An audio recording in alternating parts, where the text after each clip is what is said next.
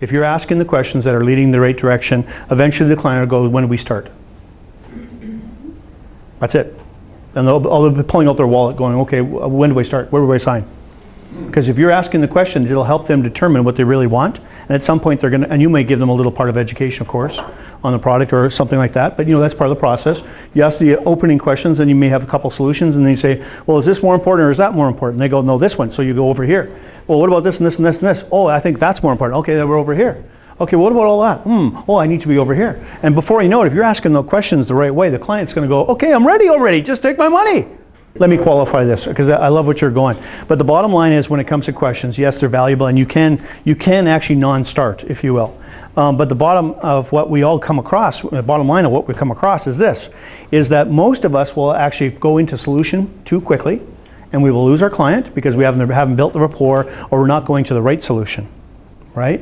And what will end up happening, we lose that client because we haven't really built that rapport up, we haven't built that connection yet, and they're not trusting what we're saying. If you're not asking 3 questions, right? I mean, you think about it. When you go to a restaurant, how many choices you got?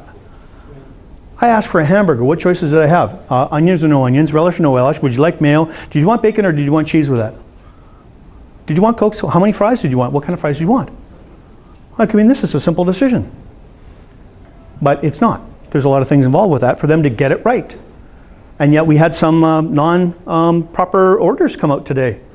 There were some orders that came out that actually went to the wrong place. There was some system failure at our table. It was awesome. It was a great experience on how to do things right or how not to do things right.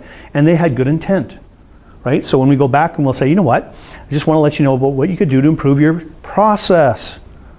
And we identified something, didn't we, Margaret, that they could actually do to make it a little bit better because Margaret's been in the restaurant industry as well. So have I. It'd be a good place to start with some basic questions. And as you go through this client process, as the days go past even today, you're probably going to find that there's certain questions that get you better results. And so when you get those questions, notice that and write it down so you can repeat the process. And then you can start seeing, well, this is really getting me along the process a lot better. I should ask this a little bit more often, or possibly I should maybe ask this question because I get these kinds of questions later on at the very end, and they come out as an objection, right? So if you can stop the objections at the beginning by properly qualifying and then turning around giving them good information, which is called a pre-close or a pre-objection handler, you're probably going to find you have less resistance to move forward with you. Well, those questions are product information questions, right?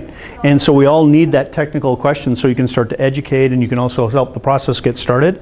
But when it comes to actually building rapport and when it comes to actually getting to the place where you can start to see what product to go to, that's the part we're talking about right now.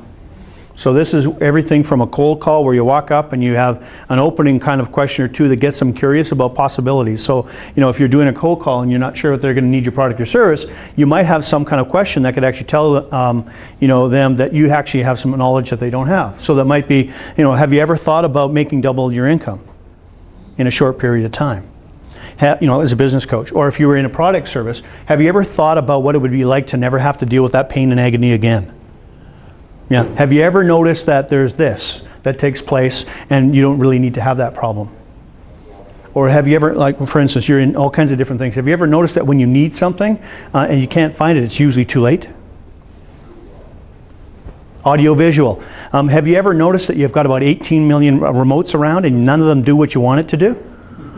And so you spend all your time running around, and then when you go to the TV like they did in the old days to do it, and try and turn the knob, there ain't no knob there. So you can't even get the thing to turn on. And if you do, it's on Oprah.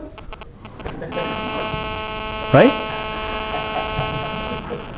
I spend more time hunting for remotes after my boys have touched them. Let me tell you, I know about remotes.